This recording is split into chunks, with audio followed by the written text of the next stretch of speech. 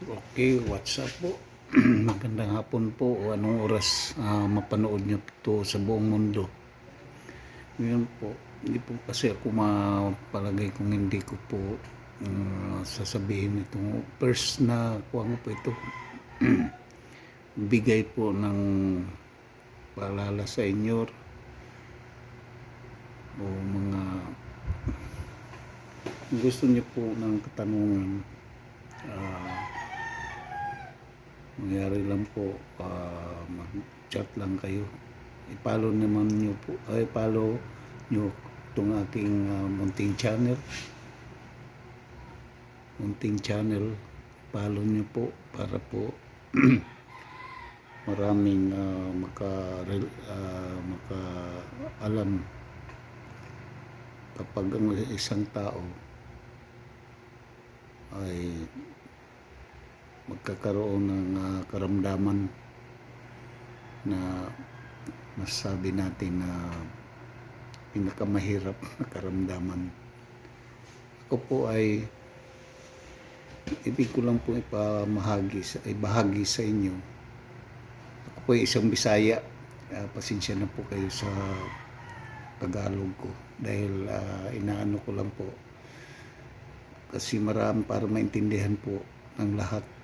Kasi alam ko po ang salitang Tagalog ay naiintindihan ng lahat. Ayun po. 2016 po, nagkaroon po ako ng hindi magandang karamdaman. Unang-una po, napatingin po ako dito sa amin sa Leyte, sa isa sa mga hospital dito. Hindi po nila na-detect or nalaman kung ano ang aking karamdaman. So,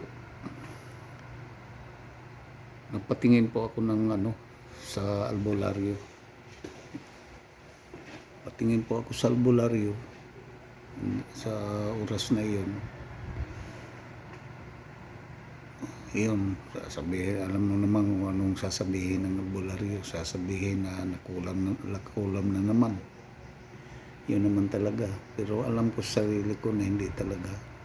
Kaya lang naman po ako pumunta ng albularyo dahil sa oras na yun, 2016, sa oras na yun, napakishare na lang po na itong mga ano ko para hindi lang po ito ang simula. Sasabihin ko po sa inyo kung ano ang gagawin kung mararamdaman nyo ulit. Dahil sa panahon ngayon, nandito ang mga karamdaman na hindi mo mapaliwanag sa iyong sarili ang mga nararamdaman. Kaya pakishare lang po itong aking karanasan. Ako po ay na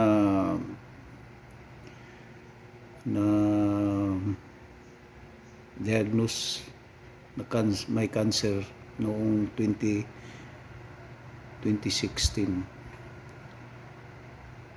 Pakishare lang at pakishare, comment at like lang po. Lalo na po pakipalo ng munting channel ko pong ito. Ngayon po, ininam po ako ng doktor. Wala silang finding sa akin dito sa Leyte. Kaya naghintay po ako. Pagtapos ko po nung nandun ako sa albularyo,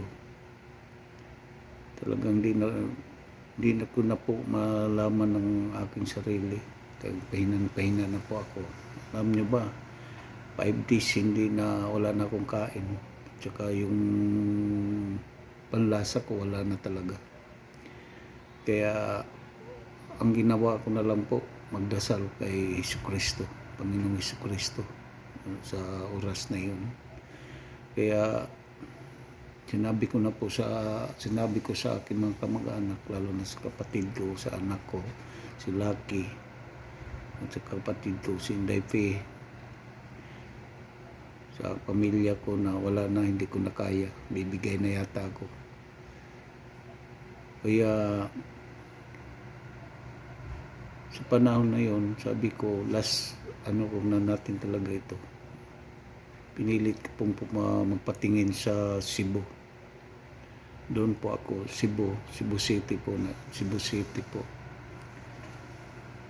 Tabi yung dagat po yun.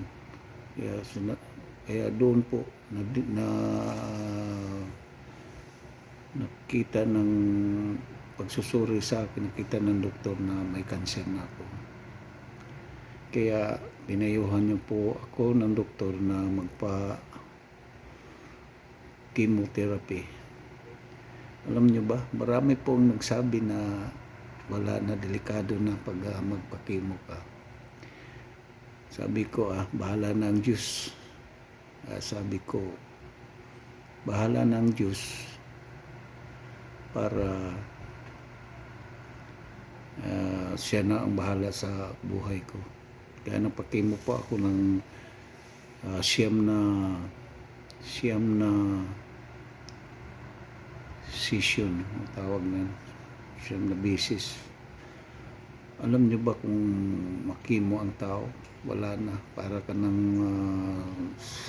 luyat, parang nanghihina ka na, hindi mo malaman ang tapos isa pa yung hindi ka makatulog, parang hindi mo na mga ramdaman mo. Kaya dito lang muna po, at sa next kong vlog sasabihin ko na sa inyong lahat kung anong mga nangyari. Ngayon po, share niyo na po itong aking at i-follow. Maraming salamat po, para masabi ko pa po lahat kung ano po ang nangyari talaga. Ito, ginawa ko lang po ito dahil para sa mga taong may mga malala ng karamdaman, huwag kayong wala ng pag-asa. At ako, makapagpayo din ako sa inyo na hindi kayo mawala ng pag-asa. Mga kunting karamdaman, alam ko kung ano ang mga gamot dyan. Tiwala lang po sa Diyos. Bye-bye.